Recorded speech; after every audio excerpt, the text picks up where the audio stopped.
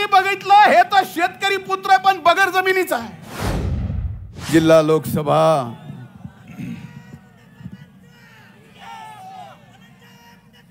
मतदारसंघाच्या महायुतीच्या आपल्या सर्वांच्या लाडक्या भारतीय जनता पार्टीच्या राष्ट्रीय चिटणीस माझ्या भगिनी माननीय पंकजाताई गोपीनाथरावजी मुंडे, व्यासपीठावर उपस्थित महायुतीचे सर्व सन्माननीय आमदार, लोकप्रतिनिधी, माजी लोकप्रतिनिधी, महायुतीच्या सर्व घटक पक्षाचे अध्यक्ष, विविध आघाड्याचे अध्यक्ष, सन्माननीय व्यासपीठ आणि आज आपल्या सर्वांच्या लाडक्या पंकजाताईंचा उमेदवारी अर्ज दाखल करून त्यांना आशीर्वाद देण्यासाठी इथं उपस्थित बीड जिल्ह्यातील मायबाप, मतदार बंधू भगिनींनो आणि माझ्या पत्रकार मित्रांनो, खरं तर ही लोकसभेची निवडणूक आहे आणि अनेक मान्यवरांनी भाषणं केली। काही भाषणं तर अशी झाली, आजकाल IPL चालू आहे, एखाद्यानं 9 बॉलमध्ये 38 रन काढाव्यात असं आडसकरांचं भाषण सुद्धा झालं।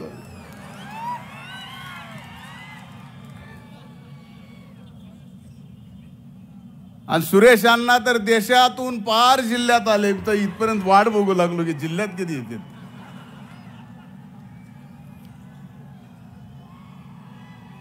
माझ्या दृष्टीने ही बीड जिल्ह्याची लोकसभेची जयदत्त आणि जयदत्तचे सगळे कार्यकर्ते, सुरेश अण्णाचे कार्यकर्ते शांत बसा, सगळे शांत बसा, आणखीन वेळ आहे आपल्याला, आणखीन हाफ टाइम आहे।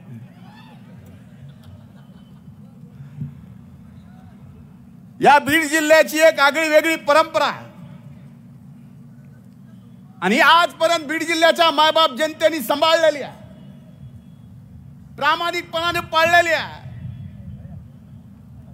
या बीड जिल्ह्याच्या लोकसभेच्या निवडणुकीला सामोरं जात असताना खरं तर ही देशाची निवडणूक आहे, हा लोकशाहीचा सगळ्यात मोठा सण आहे। हा देश कुणाच्या हातात द्यायचा हे ठरवायचं आहे आणि हा देश ज्यावेळेस ज्याच्या हातात द्यायचा आहे त्याच्या माटेमागे आपल्या जिल्ह्यातला प्रतिनिधी किती गंभीर असला पाहिजे हे ठरवण्याची निवडणूक म्हणजे लोकसभेची ही निवडणूक आहे। अरे या बीड जिल्ह्याने एक आदर्श निर्माण केला आहे जो या देशात मला वाटत नाही कुणाला सांगता येईल। या बीड जिल्ह्याने पहिल्यांदा 1952 ला रामचंद्र परांजपे ब्राह्मण समाजाचे खासदार या बीड जिल्ह्याने देशाच्या सार्वभौम सभागृहात पाठवले। रखमाजी पाटील धनगर समाजाचे 1957 ला या बीड जिल्ह्याच्या मायबाप जनतेने या देशाच्या सार्वभौम सभागृहामध्ये आपला प्रतिनिधी म्हणून पाठवला। द्वारकादास मंत्री माहेश्वरी 1962 ला या जिल्ह्याचे खासदार म्हणून देशाच्या सार्वभौम सभागृहामध्ये या जिल्ह्याच्या जनतेने पाठवलं। क्रांतिसिंह नाना पाटील साताऱ्याहून आले, या बीड जिल्ह्यामध्ये आले। बीड जिल्ह्याच्या मायबाप जनतेने कोण आहेत, कुठले आहेत, कुठून आलेत, मराठा समाजाचे विचारलं नाही, या देशाचा सार्वभौम सभागृहामध्ये खासदार म्हणून पाठवलं। सयाजीराव पंडित मराठा समाजाचे या देशानं कर्तबगार माणसं या देशाच्या सार्वभौम सभागृहात पाठवली। गंगाधरप्पा बुराडेंचं नाव घेतलंय, केशर काकू क्षीरसागरांचं, बबनराव ढाकणेंचं, पुन्हा केशवराव क्षीरसागरांचं, रजनीताई पाटलांचं, जयसिंगराव गायकवाडांचं, स्वर्गीय मुंडे साहेबांचं, आमच्या धाकल्या प्रीतमताईचं एकदा नाही दोनदा. आता त्याच्यानंतर माझ्या दृष्टीनं प्रीतमला ताईला जरी ही निवडणूक हलकी वाटत असली उमेदवार म्हणून, पण मला मात्र ह्या जिल्ह्याचा पालकमंत्री म्हणून आणि घरचा आता अण्णा आणि साहेब दोघेही नसल्या म्हणून घरातला पालक म्हणून सगळ्यात मोठी जबाबदारी माझ्या खांद्यावर.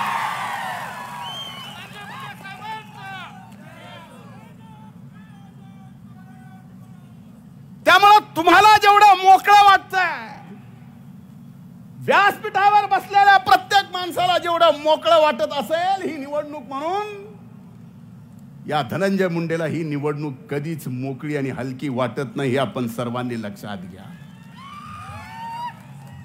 एवढे सगळे खासदार या बीड जिल्ह्याच्या मायबाप जनतेने जात नाही, पात नाही, धर्म नाही, फक्त त्यांच्या अंतःकरणातली त्यांच्यातली कर्तबगारी पाहिली. आणि कर्तबगार माणसाला या बीड जिल्ह्यातनं जात पात पलीकडे जाऊन या देशाचं नेतृत्व करण्यासाठी देशात दिल्लीत पाठवलं. आणि आज तीच वेळ आली आहे. इथं उमेदवार कोण आहे, काय आहे, समोर कोण आहे? आडसकर साहेब म्हणले, बोलत बोलत कुणीतरी खालून आडसकर साहेब म्हणले की हबाडा हे येतं. आता हबाडा आला की ते म्हणले आता मलाच बसायला लागलाय असं तुम्ही म्हणलात. आणि बोलत बोलत म्हणले की हा समोरचा जो बहुरंगा बप्पा कॅन्डिडेट आहे,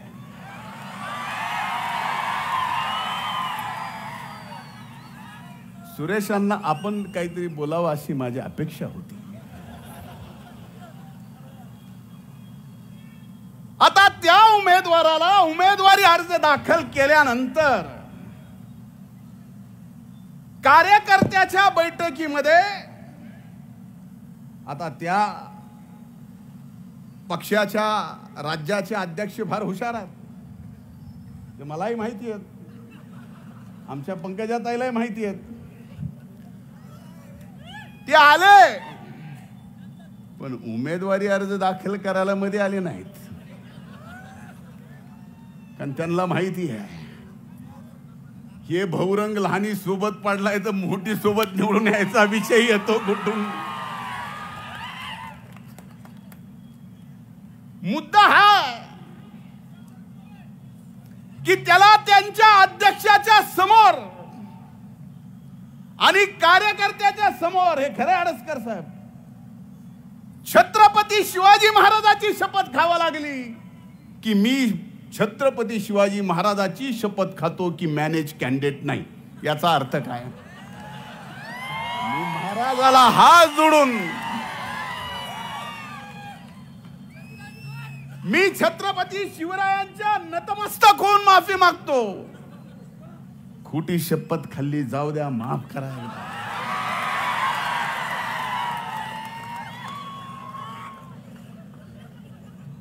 आता ह्याचं काय कारण आहे का?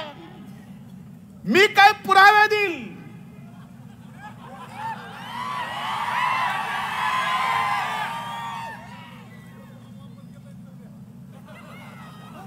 नाही, एवढे बी देणार नाही की फॉर्म वापस घेईल.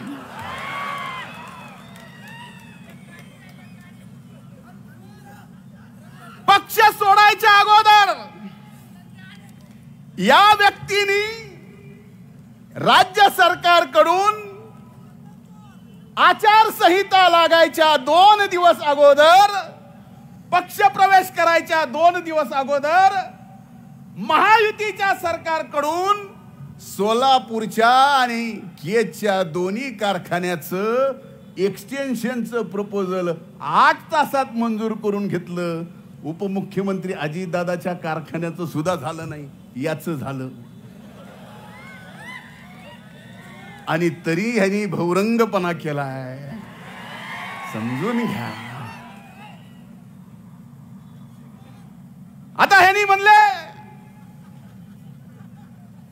कृषी मंत्र्यांनी बघावं की मी शेती काय करतो. आता कृषी मंत्री म्हणून चॅलेंज केल्यावर बघावंच म्हणलं. पण आज अफिडेव्हिट मध्ये बघितलं हे तर शेतकरी पुत्र पण बगर जमिनीचा आहे.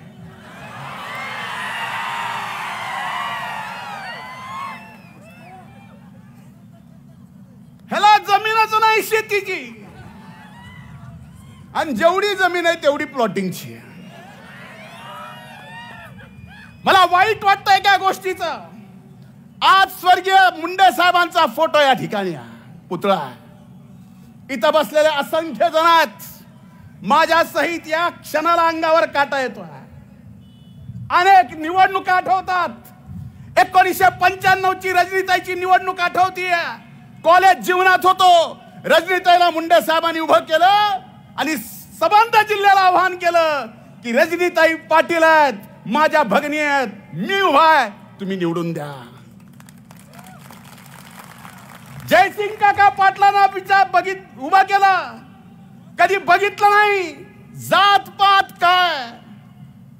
मी उभा आहे, जयसिंग काका निवडून आले पाहिजेत. 1999 सुरेशांना आपण दोघांना उमेदवारी दिली. तुम्ही दोघांना उभं केलं. दोघांना उभं करून म्हणले गोपीनाथ मुंडे उभा आहे, यांना निवडून द्या. भैयासाहेब 2004 ला तुम्ही उमेदवार, तुम्ही उभा राहिलात. तुमच्यासाठी सुद्धा स्वर्गीय मुंडे साहेबांनी उभं राहून सांगितलं की अमरसिंह पंडित नाही, गोपीनाथ मुंडे उभा आहेत. आपल्यापैकी अनेक जण इथं आहेत. धोंडे साहेब आपण सुद्धा अनेक जण इथं आहेत. आणि जे मुंडे साहेबांनी केलं आणि त्याच्यानंतर जे झाले त्या ताईंनी या ठिकाणी प्रत्येक वेळेस सांगितलं की मी उभा आहे, लक्ष्मण अण्णाला निवडून द्या, मी उभा आहे, मुंदडा ताईंना निवडून द्या. सगळ्यांना, आपल्या सगळ्यांना. आज माझ्यासाठी ही का आठवणीची गोष्ट आहे की आज या ठिकाणी या बीड जिल्ह्याची निवडणूक जात पात धर्मावर जाते. आमची जात काढली जाते. कधी या बीड जिल्ह्याने जातीपातीचं राजकारण केलं, कधी स्वर्गीय मुंडे साहेबांनी जातीपातीचं राजकारण केलं, कधी माझ्या भगिनीने जातीपातीचं राजकारण केलं, कधी मी जातीपातीचं राजकारण केलं. आपल्या आई बापाच्या साक्षीनं आपण सगळ्यांनी स्टेजवरच्या आणि आपल्याही सगळ्यांनी मनावर हात ठेवून सांगावा, कधी कमी आम्ही जात पात धर्म याचं राजकारण केलं.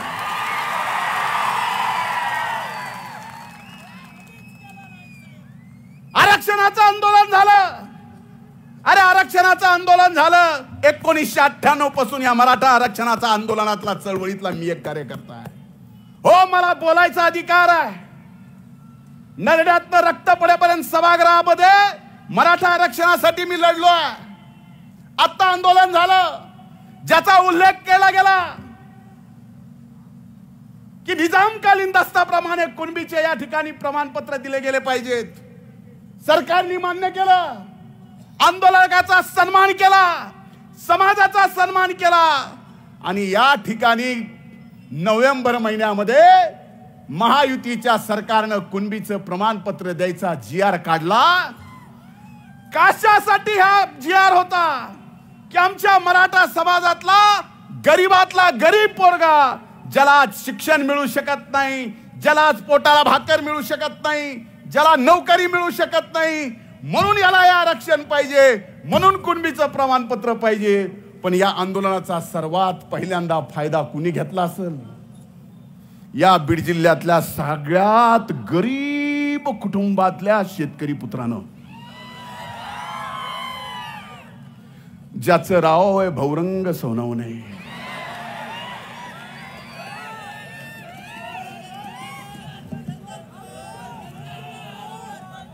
हा नोव्हेंबरचा GR आहे. हे त्यांचं कुणबीचं प्रमाणपत्र आहे.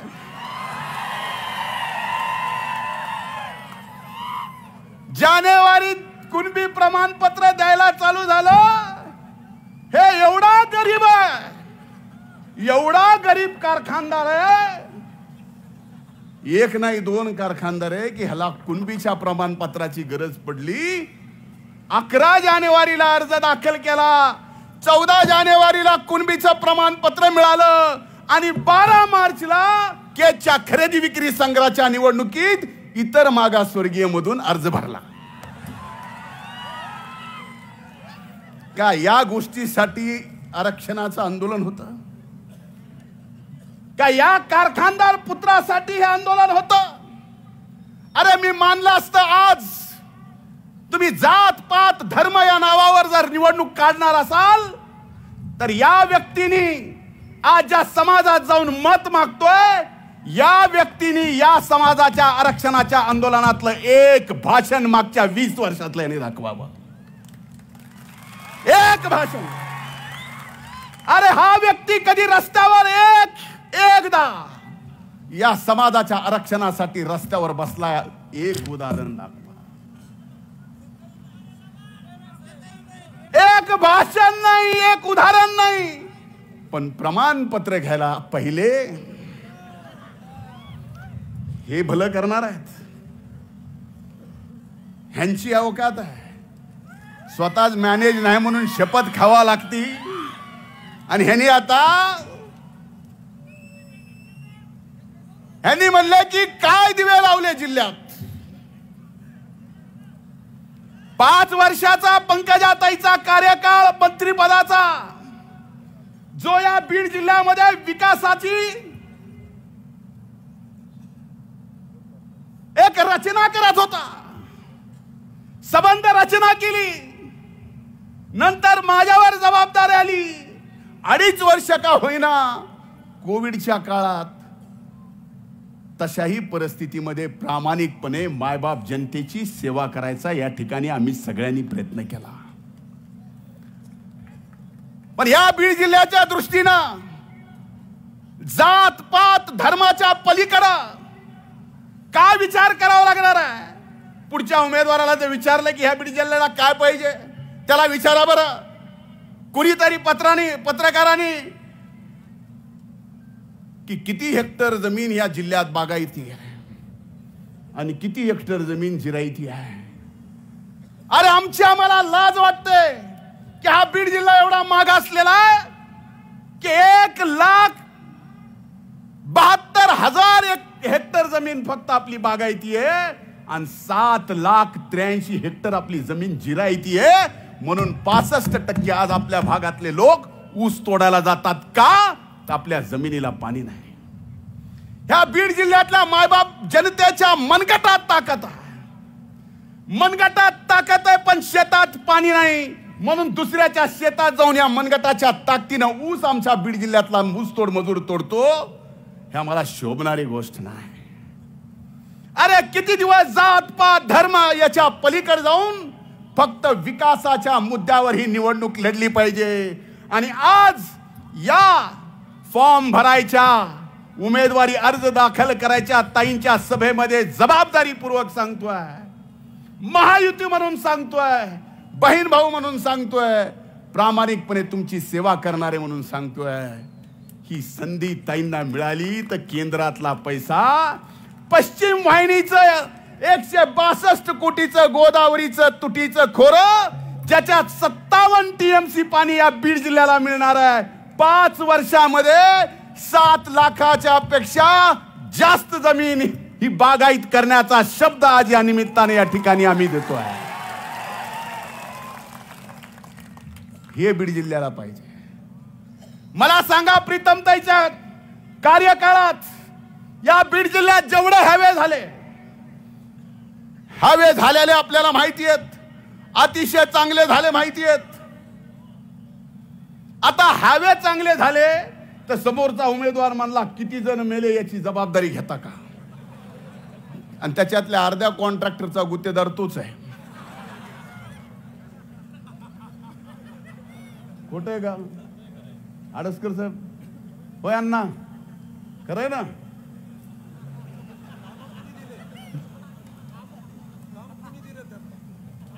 ते तुम्हाला माहिती. म्हणजे परिस्थिती बघा. रस्ते झाले, मुद्दा हाय की रस्ते झाले म्हणून विकास झाला. रस्ते चांगले झाले म्हणून काही ठिकाणी जाताना, आता बिडाऊन मांजर सुंब्याकडे जाताना मधल्या भागामध्ये तर ती हॉटेलची सगळी बघितली तर अमेरिकेतल्या लॉस वेगास मध्ये गेल्यासारखा फील होतो. आता तुम्ही गेला नाही, मी गेला नाही, मलाही माहित नाही नेमकं काय आहे ते. बरोबर. मग मला सांगा, हा रस्ता जाताना, हा रस्ता कुठल्या जातीतल्या माणसाचा जातोय? हा रस्ता झाल्यानंतर कुठल्या जातीतल्या माणसाच्या जमिनीचा भाव वाढणार आहे? याचा विचार लोकप्रतिनिधी म्हणून प्रीतमताईंनी केला, सरकार म्हणून केला. मग विकासामध्ये कधी जात पात येत नाही. आज हे मोठे सगळे हायवे झाले, तुमच्या आजूबाजूच्या जमिनीचे भाव वाढले का नाही? गळ्याच्यान सांगा, गळ्याच्यान सांगा किती पटानं वाढलेत? 10 वर्षात 10 पटीनं. अरे पंकजा ताईला या ठिकाणी तुम्ही संधी दिली तर पुढच्या 50 वर्षात 50 वर्षाचं 5च वर्षात या ठिकाणी पूर्ण करून द्यायची जबाबदारी आहे. अरे ही दोन्हीची जोड आहे. केंद्रामध्ये त्यांची जी उडबास आहे ती ज्या नेतृत्वाच्या सोबत आहे, त्या नेतृत्वाच्या सोबत नुसतं उडबस जरी झाली तर बीड जिल्ह्याचे 99% प्रश्न असेच सहज मार्गी लागून जातील. आता हे समोरचा उमेदवार म्हणतो की म्हणले आम्ही 1 वर्षात रेल्वेवर, अरे पटरीत आमची सगळी आणली, बीडापर्यंत रेल्वे आली, आता राहिलंय काय? मुद्दा हा नाही की 1 वर्षामध्ये परळीहून नगर मुंबईला रेल्वे जाईल. मुद्दा आमच्यासाठी हाय की पंकजाताई या भागाच्या खासदार म्हणून ज्या वेळेस केंद्रात प्रधानमंत्र्यांच्या मांदियाळीमध्ये बसताल त्यावेळेस परळीहून बीड मार्गे, आष्टी मार्गे वंदे भारत 5 तासात मुंबईला गेली पाहिजे, हे आमचं स्वप्न. 5 तासात कुठं? मुंबई. वंदे भारत ना, याच्यासाठी ही निवडणूक आहे. आरक्षण तर मिळालंय, प्रश्न सगळे सुटलेत, पण इथं मात्र आज एवढ्या खालच्या पातळीनं जात पात धर्मावरती जात आहेत की असं कधी राजकारण मी बघितलं नव्हतं. म्हणून हात जोडून कळकळीची विनंती आहे, ही निवडणूक सोपी तुम्ही कुणीही समजायची गरज नाही. कुठलीही निवडणूक, कुठलीही लढाई ही सोपी नसते. आपल्या सगळ्याला माहिती आहे. मी ज्यांना आव्हान केलं, ज्यांना स्वर्गीय मुंडे साहेबांचा नावाने मी या ठिकाणी उल्लेख केला, ज्यांच्यासाठी स्वर्गीय मुंडे साहेबांनी या ठिकाणी प्रामाणिकपणानं प्रयत्न केला, त्या सगळ्यांना माझ्या सहित सगळ्याला आव्हान आहे, ही निवडणूक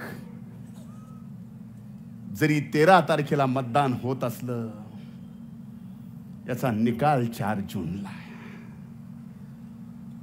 3 जूनला स्वर्गीय मुंडे साहेबांची पुण्यतिथी आहे. हे विसरू नका, हे विसरू नका. इतक्या वर्ष झाले स्वर्गीय मुंडे साहेब आपल्यातून गेले. आज आपल्या जिल्ह्याचं एवढं नुकसान झालं, भरकजी प्रयत्न केला, पण एक नेतृत्व म्हणून जे नुकसान झालं की आपण म्हणायचं स्वर्गीय मुंडे साहेबांकडे बघून की दिल्लीचं ही तख्त राखतो मुंडे साहेबांचे. आज पुन्हा ती संधी आपल्याला आली आहे. पुण्यतिथीच्या दुसऱ्या दिवशी पुन्हा स्वर्गीय मुंडे साहेबांना आपल्याला या ठिकाणी आपल्यात आणायचंय आणि केंद्रात पाठवायचंय. ही शपथ आज तुम्ही घ्या, ही शपथ घ्या. आज ह्या शपथीची गरज आहे.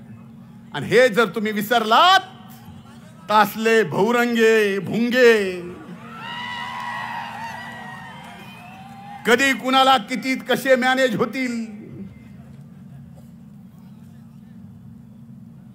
म्हणून आपल्याला सांगायचं आहे, आज खाली ज्या पद्धतीनं वातावरण आहे, घराघरात जा, सभा होतील नाही होतील मोठ्या, आम्ही येऊ ना येऊ माहित नाही, पण एक सांगतो, आम्हाला आपल्यावरती विश्वास आहे, या महायुतीवरती विश्वास आहे. दोंडे साहेब, आपण सांगितलं की आम्ही तर अर्धेच होतो, तुमचे अर्धे वाढले पाहिजेत, 100% वाढले पाहिजेत. पण एक सांगतो की ह्या सगळ्या परिस्थितीत आम्ही सगळे जरी इथं असलो, सगळ्यांचं व्यवस्थित आहे, सगळ्याने इमाने इतबारे, आपल्या पाठीमागचं एक ना एक मत महायुतीच्या उमेदवार पंकजाताई गोपीनाथरावजी मुंडे यांच्या कमळाला टाकलं तर मी शब्द देतो, हा देशातला ऐतिहासिक विजय हा बीड जिल्ह्याचा असेल, बीड जिल्ह्याच्या विकासासाठी असेल, बीड जिल्ह्याचं मागासलेपण दूर करण्यासाठी असेल आणि बीड जिल्हा हा ऊसतोड मजुरांचा जिल्हा, हा जो कलंक आहे तो पुसून काढण्यासाठी पंकजाताईचा विजय असेल. आणि एवढंच नाही तर तुमच्या माझ्या स्वाभिमानाचा आणि अभिमानाचा हा पंकजाताईचा विजय असेल. हा विजय तुम्ही अविरतपणे कुठल्याही कसलीही अडचण 13 तारखेपर्यंत न बघता काबाड कष्ट करा, हळाची काढ करा, कायम सेवा करायला आहे. पण ही निवडणूक झाल्यावर मी पुन्हा 6 महिने मी आहेच.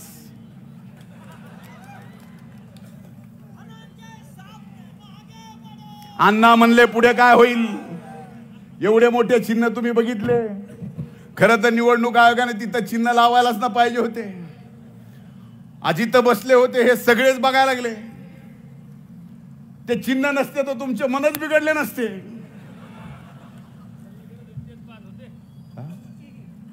पण सगळ्याची गरज भागवली जाईल एवढी महायुती मजबूत आहे, तुम्ही काही काळजी करू नका. फक्त आपली आपली मतं ताईच्या आपल्या झोळीत टाका. हा भाऊ म्हणून तुम्हाला आज भीक मागतो, एवढी हात जोडून विनंती आहे. अरे मी सुद्धा तुमच्या कामी आलो आहे, कुठंतरी कुठल्या ना कुठल्या माध्यमातून मी सुद्धा तुमच्या कामी आलो आहे. विरोधकांनी सुद्धा जबाबदारीने टीका करावी, जबाबदारीनं. तुम्ही जबाबदारी सोडली तर मला भान सोडायला वेळ लागणार नाही.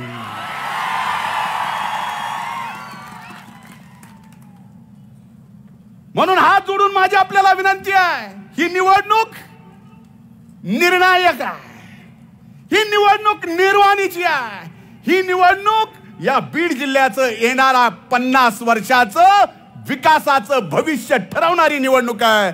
म्हणून आपल्या सर्वांना आपल्या प्रतिनिधी म्हणून या जिल्ह्याच्या देशाच्या सार्वभौम सभागृहात मोदी साहेबांच्या पाठीमागे खंबीरपणाने उभं करण्यासाठी पंकजाताईंना पाठवायचं आहे. हे संकल्प आणि हा शपथ आज या ठिकाणी उमेदवारी अर्ज दाखल करायच्या निमित्तानं आपण घ्यावा आणि तो यशस्वी करावा. आणि 4 तारखेला पुण्यतिथीचा दिवस, दुःखाचा 3 तारखेला जरी असला तर 4 तारखेला आनंदाचा गुलाल आपण सर्वांनी या ठिकाणी साजरा करायचा आहे. स्वर्गीय मुंडे साहेबांच्या आठवणीत की पुन्हा मुंडे साहेब आपल्यात आलेत. खूप खूप धन्यवाद. जय हिंद, जय महाराष्ट्र. देश विदेशातील प्रत्येक घडामोडींचे लाईव्ह अपडेट मिळवण्यासाठी आता साम टीव्हीच्या सर्व सोशल मीडिया प्लॅटफॉर्मला लाईक, फॉलो आणि सबस्क्राईब करा. तसंच सर्व नोटिफिकेशनसाठी बेल आयकॉन प्रेस करायला विसरू नका.